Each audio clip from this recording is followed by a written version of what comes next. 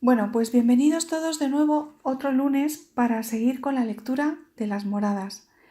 Antes de nada quería agradeceros mucho a todos pues los que me estáis mandando mensajes y correos que he recibido estos días, pues en los que me expresáis que os están ayudando mucho los vídeos tanto de la lectura de Moradas como del curso de oración.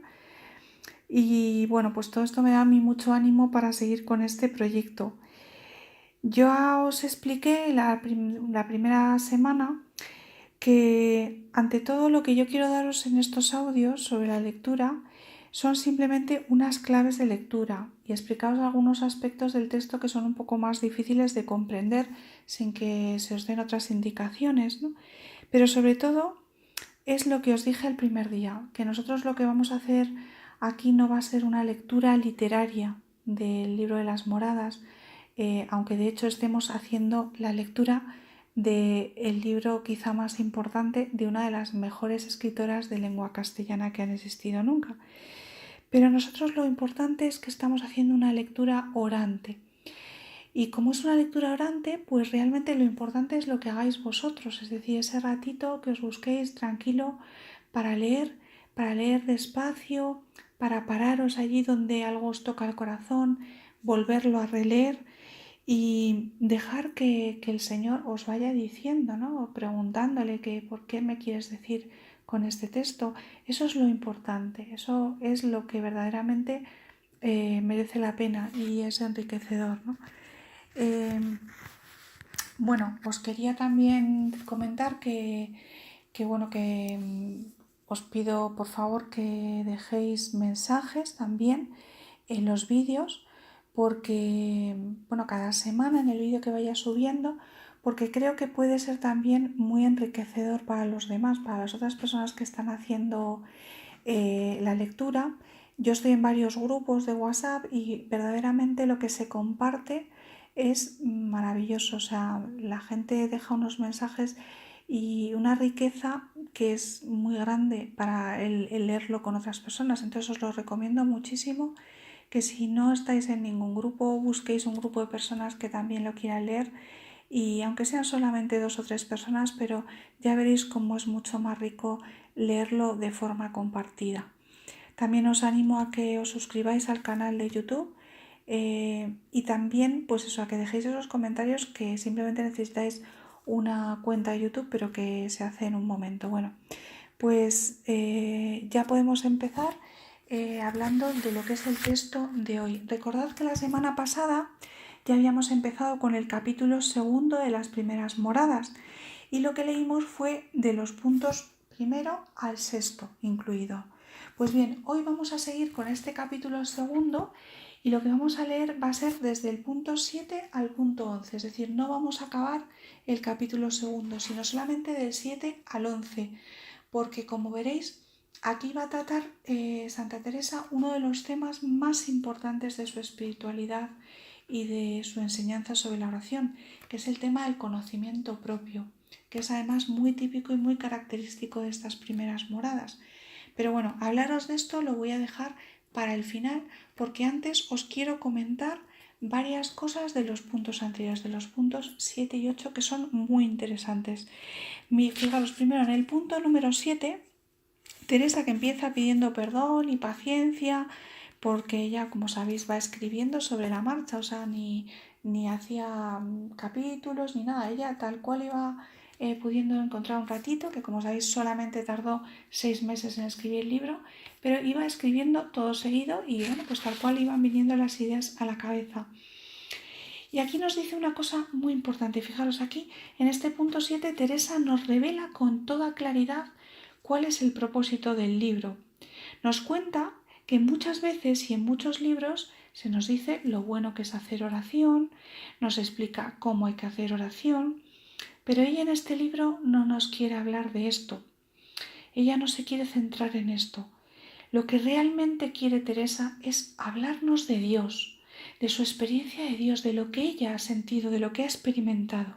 Fijaros, nos quiere hablar de su grandeza, de su poder, de sus maravillas, de todo lo que ella ha ido descubriendo sobre él, pero sobre todo nos quiere contar lo que él hace a las almas, Cuando las almas se abren a su amor, cuando las almas se abren a Él en la oración, todas las maravillas que Él está deseando hacer, ¿no? Teresa se sabía una persona de una profundísima experiencia de Dios. Sabía que había tenido muchas experiencias de Dios, que había recibido muchas gracias. De hecho, en el libro de la vida, en el capítulo 40, fijaros lo que nos dice, pero además sin ningún pudor. Creo que hay pocos que hayan llegado a experiencia de tantas cosas. Y luego, 14 años más tarde, que es cuando se pone a escribir el libro de las moradas, pues fijaros lo que nos va a decir aquí en este punto 7. Aunque en otras cosas que he escrito, es decir, en el libro de la vida, ha dado el Señor algo a entender, entiendo que algunas no las había entendido como después acá, en especial las más dificultosas. Es decir, nos cuenta que en este tiempo no solamente ha recibido muchas más gracias, sino que sobre todo el Señor le ha dado la gracia, le ha dado gracias de entender las cosas mucho mejor, con una perspectiva mucho más amplia y mucho más profunda para podérnoslo contar. Y después nos dirá, bueno, os voy a contar algo sobre el plano del castillo, ¿no? Pero antes de esto os quería decir algo que yo creo que viene muy bien al caso aquí y que es una explicación que creo que tengo que daros antes de seguir adelante. Y es que tradicionalmente en lo que es el camino de la oración, los autores dividen, dijéramos, el camino de la oración en dos etapas. Una etapa ascética y una etapa mística. En la etapa ascética es cuando predomina el esfuerzo de la persona por orar y también por mejorar, es decir, por crecer en virtudes. Es cuando la persona se está esforzando en hacer la oración y se está esforzando en ser cada vez mejor. Mientras que en la segunda etapa, que es la etapa mística, la unión con Dios ya ha llegado a ser tan profunda que es el Señor el que va a ir tomando las riendas de la vida de la persona y también de su oración. En correspondencia con las moradas de Teresa, la etapa ascética sería la correspondiente a las 3 primeras moradas, es decir, primera, segunda y tercera. Las cuartas moradas serían unas moradas de transición entre la etapa ascética y la etapa mística, y ya de la quinta a la séptima sería la etapa plenamente mística. Pues como veréis, Teresa en este libro lo que se quiere centrar totalmente es en la etapa mística. Ella nos quiere contar lo que hace Dios en las almas cuando ya empieza a manifestar de forma clara su acción en la oración.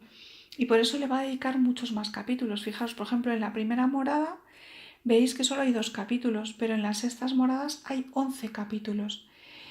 Sin embargo, hay que dejar claro una cosa.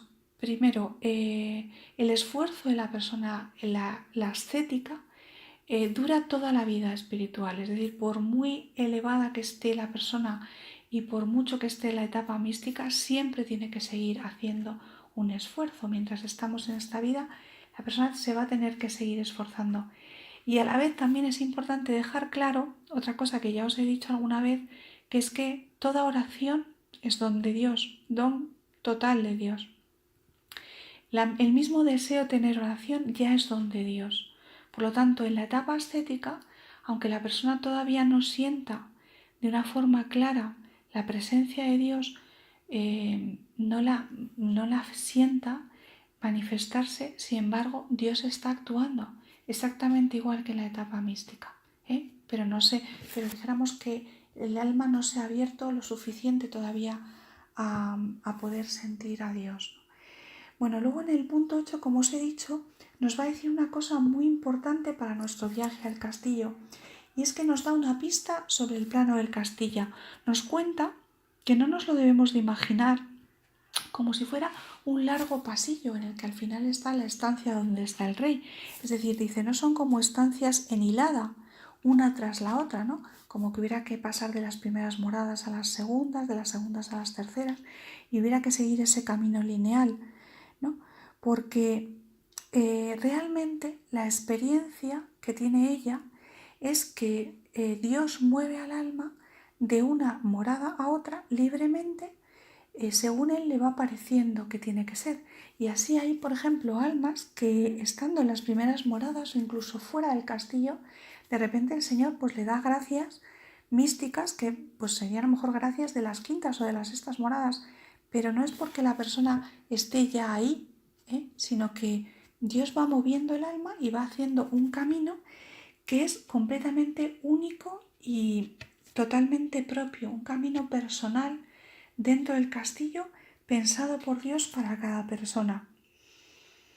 Por eso Teresa nos va a insistir aquí mucho en que el alma que entra en el castillo hay que dejarle que se mueva con libertad por el castillo, es decir, que se deje conducir de la mano por el Espíritu Santo. Así nos lo va a decir ello. Esto importa mucho a cualquier alma que tenga oración, poca o mucha, que no la rincone ni apriete. Déjela andar por estas moradas, arriba y abajo y a los lados, pues Dios le dio tan gran dignidad.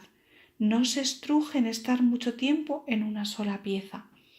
Aquí ella se está dirigiendo directamente a los directores espirituales para recomendarles que en la oración dejen a las almas con más libertad para que sigan los caminos por los que el Señor le vaya llevando, sin obligarles a hacer un tipo de oración que puede que en ese momento ya no corresponda a lo que Dios quiere hacer en ella. Bueno, y otro punto muy importante y muy interesante de este punto número 8 es una comparación que nos da Teresa para explicarnos dónde está situada esa estancia central, ese punto, ese centro del castillo donde vive Dios, donde está el rey del castillo. Y es que nos lo compara con un palmito, es decir, con algo en el que el corazón es en el centro, como rodeado de capas, y en el centro es donde está, no como algo que está al final de un pasillo, sino como el centro, como por ejemplo también como ocurre con una cebolla que tiene distintas capas. Y esto, fijaros, es lo que os digo siempre, esto procede de su experiencia de Dios. Ella ha experimentado cómo Dios está en lo más profundo del alma, allí donde nunca llegamos, allí donde no podemos alcanzar a ver, ¿no? Fijaros, esto también se puede comparar, yo lo comparo muchas veces con un pozo, ¿no? Nosotros del pozo solamente vemos la parte de arriba, pero no llegamos a la profundidad y allí es donde está realmente Dios. Y aquí también ella nos lo quiere comparar así como el centro, lo profundo, el centro pues como rodeado de capas. Bueno, y finalmente el resto del texto que vamos a leer hoy, como os digo, habla sobre un tema que para Teresa es muy importante. Es el tema del conocimiento propio. Conocimiento propio que es sinónimo de humildad. Es decir, como ella misma nos diría, como nos define ella la humildad, andar en verdad. Es decir, saber pues lo poco que somos, conocer nuestras pobrezas, nuestra pequeñez, nuestra nada.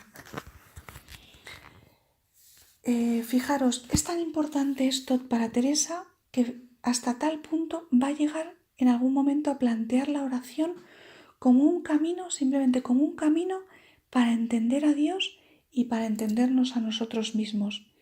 Y así nos dice, por ejemplo, en el Camino de Perfección número 22, esta es oración mental, entender estas verdades. ¿Quién es Dios y quién soy yo? Y es que la oración, como iremos ya cada vez profundizando más, es ante todo un encuentro en la verdad. Fijaros, sin oración nos quedamos a oscuras. Nos quedamos a oscuras no solo sobre Dios, porque a Dios con la cabeza, con el intelecto, podemos alcanzar pues un conocimiento muy muy pequeñito de Dios, ¿no? Y es en la oración donde se puede llegar a conocer a Dios profundísimamente, pero es que también sin oración nos quedamos con un conocimiento muy pequeño de nosotros mismos. Fijaros, la psicología nos puede dar un cierto conocimiento de los aspectos psicológicos de nuestra personalidad, pero es un conocimiento limitadísimo, ¿no? El conocimiento profundo de uno mismo nos llega a través de la oración. Eso es lo que nos quiere transmitir Teresa. La oración, nos dirá Teresa en el libro de las fundaciones, en el número 10, el capítulo 10, es a donde el Señor da luz para entender las verdades. No se trata de una verdad intelectual que nos va a llegar pues a través de la cabeza, sino que es la verdad vital, una verdad que realmente es capaz de transformar nuestra vida. El conocimiento de nosotros mismos es no solamente ese conocimiento de la riqueza interior del que os hablé el otro día, sino también es luz sobre nuestra propia situación moral. Dice la propia Teresa, en la oración entendía mis faltas. Cuando nos vemos a la luz de Dios es cuando somos capaces de asumir nuestras culpas y también nuestras responsabilidades, es decir, dejamos de echarle la culpa a los demás, dejamos de buscar razones fuera de nosotros mismos y nos damos cuenta de nuestra situación moral. Bueno, pues respecto a este conocimiento propio, Teresa, en estos puntos que vamos a leer hoy, nos va a repetir dos ideas fundamentales. Fijaros, la primera es que el conocimiento propio es fundamental en cualquier etapa de todo el camino de la oración. Siempre va a ser necesario ese conocimiento propio, esa humildad. De hecho, en las etapas místicas, en las etapas más elevadas del camino de oración, el conocimiento propio y la humildad van a ser la prueba de que esas experiencias místicas son verdaderas. Es decir, si no dejan al alma llena de una profundísima humildad, de un profundísimo conocimiento de su pequeñez, de su pobreza, de su nada, es que seguramente no son unas experiencias verdaderas. Y lo segundo es que ella nos va a repetir muchas veces, porque lo sabe por experiencia, y es que la verdadera humildad nos va a venir del conocimiento de Dios, es decir, de poner nuestros ojos en Él, en la mirada en Él. Nos dirá aquí Teresa, pongamos los ojos en Cristo nuestro bien, de allí nos vendrá la verdadera humildad. Y es que sabe Teresa que la verdadera humildad solo nos la puede dar Dios. Es un don que nos da Dios en la oración y cuando ponemos los ojos en Él. Pues nada, os dejo ya con este texto tan precioso de esta semana de las moradas y que disfrutéis mucho. Muchísimas gracias.